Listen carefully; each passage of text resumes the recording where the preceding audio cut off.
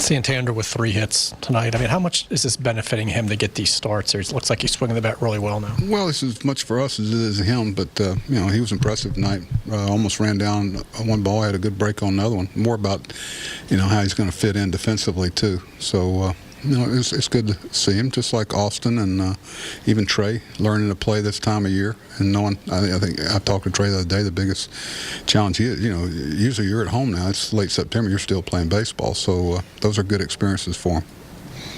What did you see out of Inoa? A little flat, not real, not much Christmas to his stuff. He's pretty flat, everything, and his breaking ball's a little sloppy, and that's not going to work.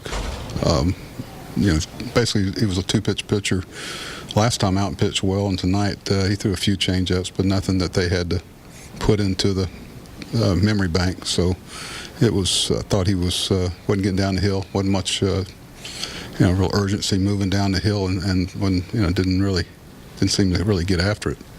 Knowing that you're playing a lot of different guys last couple of weeks, teams had teams had a lot of difficulties. How would you sort of describe how the team's been playing last couple? Well, obviously we're not winning. So that's how, you know, in the day we're judged by are you scoring more runs than the other team at the end of 9 innings. So, you know, that's been a challenge for us. You know, we're getting some looks at guys, but you know, we'd like to win games.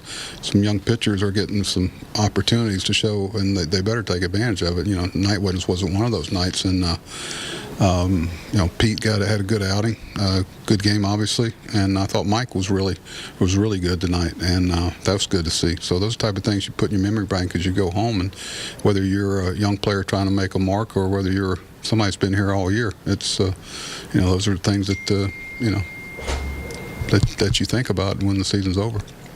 We talk about Mike. I mean, was that about as good as you've seen him recently, especially trying to get out? He only allowed a couple of runners, but he was able to get out of that jam. Yeah, I thought he was crisp. You know, he commanded the fastball and had some secondary pitches. Once he got the first hit or two out of the way, he settled in.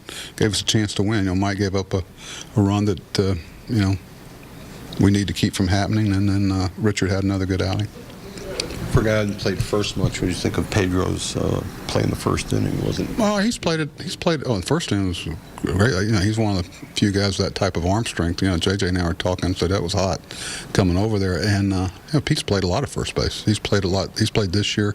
Played about a month of it, I think. Down the last part of it, played a lot, and I think he played almost a whole season here. But he's been DHing mostly. Right. You're right about that. And but it is an unfamiliar place. He's been taking work over there since he's been up. But you know, I'm sure most people would be a lot more comfortable if he'd been over there for an extended period of time, but I thought he handled himself well over there, especially in an, you know, the environment he was doing it in. I thought that was a nice moment with him remembering a lot of the good things Pete did here and may do again.